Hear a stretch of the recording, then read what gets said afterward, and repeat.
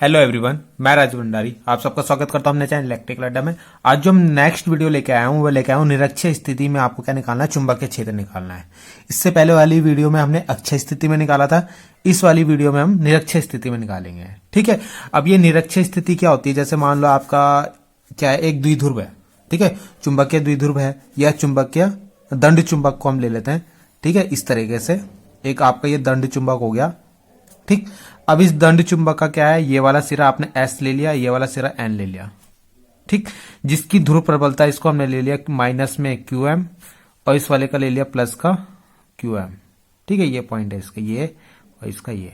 ठीक, अब आपको पता है जब ये चुंबकीय द्विध्रुव है तो इसके बीच की दूरी कितनी होगी, इसकी बीच की दूरी हम लेते थे 2L। ठीक है, चुंबकीय द्विध्रुव आघूर्ण की। ठीक, जो दोनों ध्रुव प्रबलता है उनके बीच की दूरी हमने ले ली 2L और इनके बीच में हमने एक पॉइंट लेना है O, सेंटर पॉइंट। ठीक है, O इस तरीके से ले लेंगे। तो इस O से किसी पॉइंट यहां पे अगर आपको क्या निकालना है, चुंबकीय क्षेत्र। ठीक, तो इसी को बोलते हैं हम निरक्षीय स्थिति। अक्षीय स्थिति में हम क्या करते थे, इसी के अक्ष पे निकालते थे। ठीक है, जैसे द्विध्रुव तो यहां निकाला था हमने, इस बार हम यहां पे निकालेंगे चुंबकीय क्षेत्र। ठीक है, इस बिंदु पे हमें चुंबकीय क्षेत्र निकालना है। तो इस बिंदु पे जो चुंबकीय क्षेत्र निकालेंगे वो कैसे निकालेंगे, पहले इस S पोल से निकालेंगे, फिर SN ध्रुव से निकालेंगे। ठीक, तो अब हम क्या करते हैं, इनको मिला लेते हैं, यहां से यहां इस तरीके से मिला लेते हैं इसको, और इस वाले को भी मिला लेते हैं। ठीक, और यहां से ये जो पॉइंट P है ना, इस पॉइंट को नाम मैं P दे दूंगा। ठीक है, अभी तो यहां पे यहां से जो यहां की दूरी है ना, वो हम क्या ले लेते हैं, उसको हमने R दूरी पे रखा हुआ है। सपोज कितनी R दूरी पे रखा हुआ है जो पॉइंट हमने, P ले लो, Q ले लो, वैसे मैंने यहाँ पे क्या लिखा हुआ है, Q लिखा हुआ है, तो ये Q पॉइंट है आपका। ठीक है, R दूरी पे एक पॉइंट Q ले रखा हमने। ठीक है, तो इस Q पॉइंट पे हमें क्या निकालना है, चुंबकीय क्षेत्र निकालना है। तो अब आपको बताइए जब टोटल 2L है तो यहां से यहां तक कितना होगा, ये यहां से यहां तक होगा L और फिर ये यहां से यहां तक होगा L। ठीक है, 2L को हमने LL डिवाइड में किया जाए। और आपको पता है अब अगर हम यहाँ पे अगर पाइथागोरस थ्योरम लगाए तो ये वाली अगर साइड मेरे को निकालनी है तो क्या आएगी बताओ, ये वाली साइड क्या आएगी, पाइथागोरस प्रमेय से क्या आ जाएगा, ये L square plus R square. ठीक है, और अगर मैं इस वाले ट्राइंगल में लगाऊं तो इसमें भी क्या आएगा, L square plus R square. ठीक है, ये मैं आपको करके नहीं दिखा रहा हूं क्योंकि इतना करेंगे तो फिर वीडियो भी लंबी हो जाएगी, फिर ये आपको डायरेक्ट भी आप इसमें लिख सकते हो। ठीक, ये पॉइंट Q है।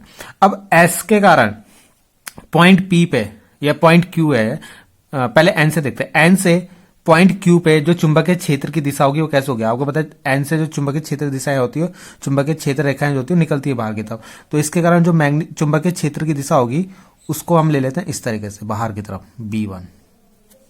ठीक है, कहां, बाहर की तरफ ले लिया हमने। वैसी S के कारण आपको पता है S में क्या होती है, चुंबकीय क्षेत्र रेखाएं, चुंबकीय बल रेखाएं जो होती है, या चुंबकीय क्षेत्र जो होता है, चुंबकीय बल रेखाएं अंदर की तरफ आती है S में, तो यहां से अंदर की तरफ ले लेता हूं इसमें ऐसे। ठीक है, इस तरीके से, यानी Q से चुंबकीय बल रेखाएं आएंगी वो अंदर की तरफ आएंगी, B2 हमने S ले लिया अंदर की तरफ। अब आपको पता है अगर एक B1 इधर है एक B2 इधर है तो इनका क्या होगा, एक परिणामी होगा। तो परिणामी कहां आएगा, इनका परिणामी आएगा कहीं बीच में इस तरीके से। ठीक, इसको ले लेता हूं B, परिणामी जो है वो है आपका B। ठीक, अब आपको हमने जो यहाँ पे ये बने हैं ना वो थीटा एंगल पे बने हैं यहाँ पे। ठीक है, जो B2 है वो यहाँ से क्या है, जो ये वाली रेखा है वो थीटा एंगल पे, और ये भी यहाँ से थीटा एंगल पे है। ठीक, तो आपको पता है जब ये थीटा है, ठीक, तो ये वाला भी थीटा होगा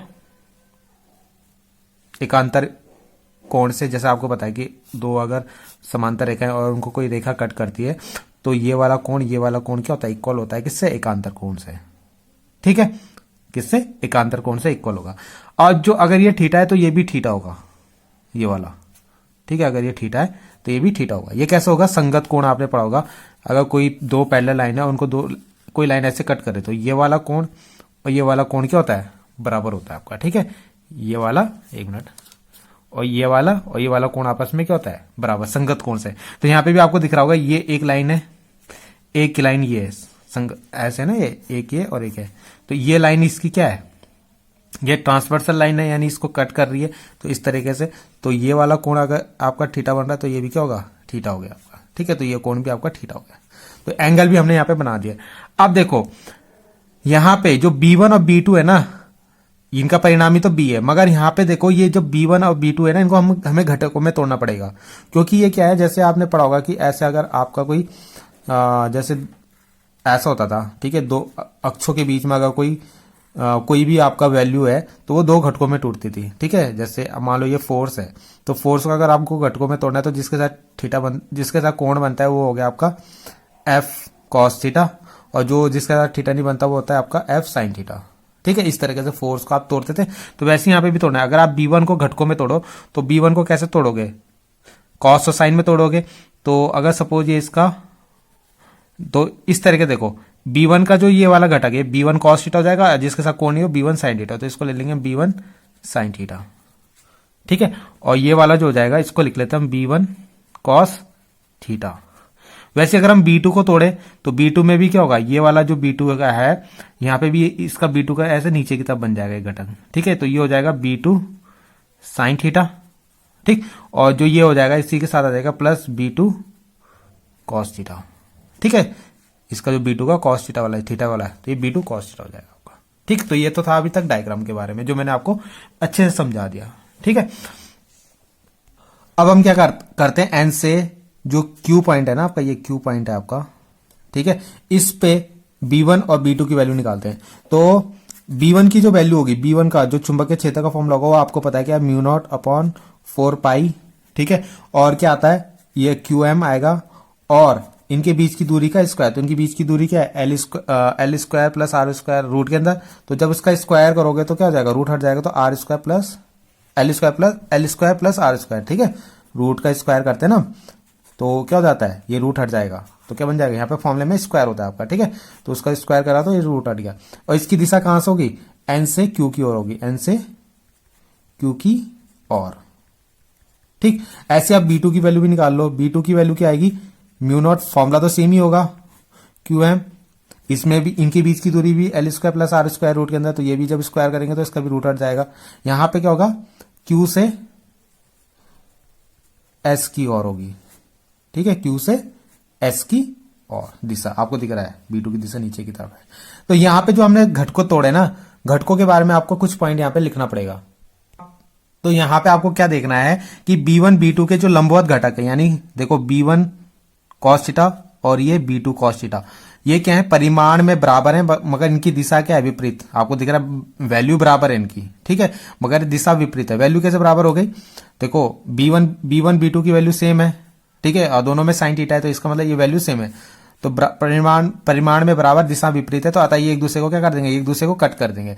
जब ये एक दूसरे को कट कर देंगे तो केवल क्या बचेगा आपका पास, B1 cos theta plus B2 sin theta, तो अनुदिश घटक आपके जुड़ जाएंगे।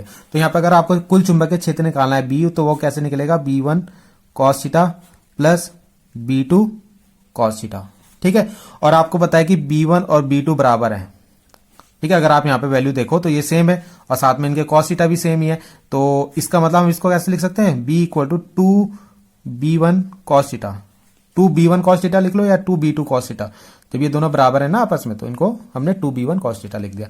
अब आपको ना यहाँ पे पहले cos थीटा की वैल्यू भी निकालनी पड़ेगी। तो cos थीटा बराबर क्या होता है, cos थीटा बराबर होता है आपका आधार बटे कर्ण। तो आधार बटे कर्ण, तो यहाँ पे हम लगाते हैं cos थीटा, ठीक है। तो अगर हम मान लो ये वाले ट्राइंगल में हम लेते हैं, ठीक है, इस वाले में, तो अगर हम यहाँ पे cos थीटा लगाए तो इसके लिए आधार ही हो गया, कर्ण ही हो गया, तो ये क्या हो जाएगा, L अपॉन कर्ण के आपके पास रूट का L square plus R square. अगर हम इसका रूट हटाएं तो क्या लेंगे, L upon L square plus R square की पावर 1/2, रूट हटा के 1/2 ले लिया हमने। तो ये cos थीटा की वैल्यू भी हम यहाँ पे रखेंगे, B1 की वैल्यू हम यहाँ से निकाल के यहाँ पे रख देंगे, तो यहाँ पे हमारा जो टोटल B होगा, एक मिनट, ठीक है। तो हम यहाँ पे क्या करेंगे, B1 की वैल्यू जो हमने ऊपर निकाली थी वो रख देंगे, cos थीटा की वैल्यू जो अभी आई है यहाँ पे रख देंगे, तो इसको सॉल्व कर लेंगे। तो B इक्वल टू क्या आएगा, 2B1 की वैल्यू क्या है हमारी, mu naught 4 pi QM upon L square plus R square, ठीक है, ये है। और cos थीटा की वैल्यू, ये cos थीटा है ना, इसकी वैल्यू रख देते हैं यहाँ पे, क्या है, L upon L square plus R square की पावर 1/2। तो अगर हम यहाँ पे सॉल्व करें तो 2 mu naught upon 4 pi QM, ठीक है, इंटू L अपॉन, देखो ये 1 हो गया और ये 1/2 हो गया, तो 1 प्लस 1/2 कितना होता है, 2 × 2 1 3/2, ठीक। तो इसको मैं ऐसे लिख सकता हूँ, L square plus R square की पावर 3/2, ठीक है। अब हमने जब इतना कर दिया तो यहाँ पे देखो B इक्वल टू, आपको पता है Q इंटू 2L को हम क्या लिखते हैं, M। ठीक, तो ये जो 2Q और L जो है आपका 2QL, इसको हम लिख देंगे M। तो क्या बनेगा, म्यू नॉट अपॉन 4 पाई, इसकी जगह हम रख देंगे M upon L square R square की पावर 3/2। ठीक है, जब हमने इतना लिख दिया है तो आपको पता है अब यहाँ पे क्या है, जो ये R होता है ना, बहुत बड़ा है आपका, जो डायग्राम में आपने R लिया है ना, ये R, ये बहुत बहुत बड़ा है L से। तो यहाँ पे लिखो R अगर बहुत बहुत बड़ा L से, तो यहाँ से आप L को हटा सकते हो। तो यहाँ से फॉर्मूला क्या बन जाएगा आपका, ये बन जाएगा, एक मिनट, तो ये बन जाएगा आपका B equal to mu naught upon 4 pi, यहाँ से L को कैंसिल कर देंगे तो क्या बच जाएगा आपका M अपॉन R स्क्वायर, और इसकी पावर क्या है 3/2, 2 से 2 कट गया, तो क्या बना म्यू नॉट अपॉन 4 पाई M अपॉन R की पावर 3। ठीक है, तो ये क्या आ गया आपका Q पॉइंट पे जो चुंबकीय क्षेत्र है, ठीक है, कुल चुंबकीय क्षेत्र वो आ गया आपका, किसके कारण, N और S के कारण।